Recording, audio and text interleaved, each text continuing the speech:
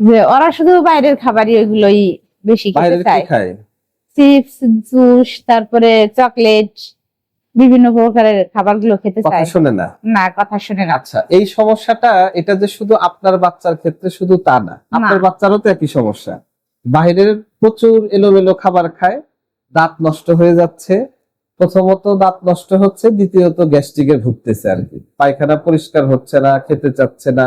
আর বাহিরের ওই সমস্ত মজার জিনিস খাইলে ঘরের জিনিস আর ভালো লাগতেছে না, ভালো লাগে না, খেতেই চায় না। আপনারটারও একই অবস্থা? হ্যাঁ হ্যাঁ। আচ্ছা, এখন সমাধান কি তাইলে?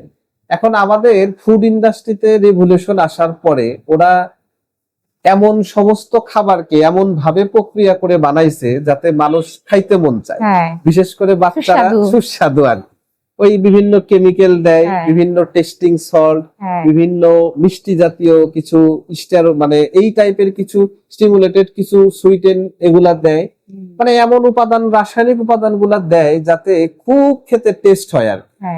এখন এগুলা বাচ্চারা অ্যাডিক্টেড হয়ে যায়, নেশাখোররা যেরকম নেশা জাতীয় দ্রব্যের প্রতি অ্যাডিক্টেড হয়, দেখবেন যে এগুলা না কিনে দিলেও মাথা ঠিক রাখে না, ছোটাছুটি করে, গড়াগড়ি করে, এমন করে আর। তো ওই জাতীয় জিনিসগুলোর মধ্যে এমন কিছু কেমিক্যাল কম্পোনেন্ট আছে যেটা ওর ব্রেনকে উত্তেজিত করে, ওগুলা না খাইলে সে মানে ভালো লাগে না। এখন এই জিনিসগুলা বিশ্বব্যাপী একদম সত্য কথা, এগুলা খাওয়ানো যাবে না। এগুলার মধ্যে বাহিরের জিনিস মানেই ক্ষতিকারক, প্রচুর সল্ট থাকে, সুইট থাকে, আর হচ্ছে টেস্টিং সল্ট থাকে, কেমিক্যাল বিভিন্ন প্রপার্টিজ থাকে। এখন শোনেন, সবার আগে দরকার হলো সচেতনতা। কেমন মাদের কেমন সচেতনতা লাগবে? আপনার বাচ্চা তো জেদ করবেই। এখন আপনার বাচ্চা যদি আগুনে ঝাঁপ দিতে চায়, আপনি কি করবেন? যে আবু বললো যে আমি আগুনে ঝাঁপ দিব, আপনি কি রাজি হবেন? না, তাকে ঠেকাবো, তাকে বুঝাইতে হবে, বিভিন্ন প্রকারের বিভিন্ন খেলনা দিয়ে করতে হবে। এই তো। এবং বাসায় এখন তো ইউটিউব, ফেসবুকে বিভিন্ন রকমের বাচ্চাদের মজার মজার রেসিপি পাওয়া যায়, ওইগুলো দেখাইয়ে খাবার খাওয়াইতে হবে। ওইগুলা বানাবেন, নিজেই এখন রাঁধুনি হয়ে যাবেন। রাঁধুনি সেরা রান্না, লাকড়ি একদম কোমরে গামছা বেঁধে সুন্দর করে নিজেরাই রান্না বান্না করে ওদেরকে খাওয়াইতে হবে। বাইরের জিনিস থেকে দূরে থাকতে হবে। ওর দাঁত যদি বাঁচাইতে চান, আর ওকে যদি সুস্থ, স্বাভাবিক, সবল, প্রতিদিন ব্রাশ করাইতে হবে, প্রতিদিন 2 বার করে 3 বার করে ব্রাশ করাইতে হবে। আর মিষ্টি জাতীয় খাবার, এক কথায় বাইরের জিনিস দিবেন না। আপনার মিষ্টি খাওয়া লাগুক, চিপস খাওয়া লাগুক, যা কিছু লাগুক, আপনি বাসায় নিজে হাতে বানিয়ে সেটা খাওয়াবেন, তৈরি করে খাওয়াবেন।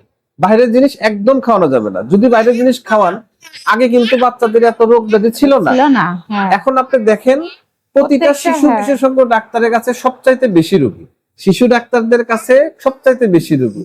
তো এই আমাদের একটা হেলদি বাচ্চা, আমাদের সুস্থ বাচ্চাগুলো আস্তে আস্তে অসুস্থ হয়ে যাচ্ছে।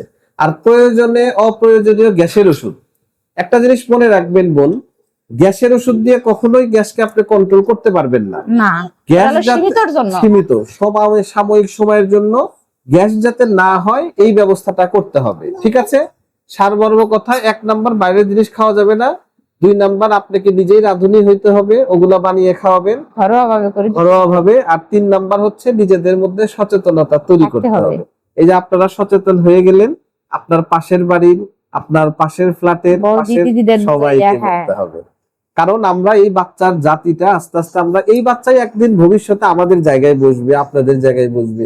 এরা যদি অসুস্থ হয়ে বড় হয়, দেশ জাতি একদম নষ্ট হয়ে যাবে। আর ভালো খাবার, ভালো স্বাস্থ্য, ভালো জাতি, মনে রাখবেন, ঠিক আছে?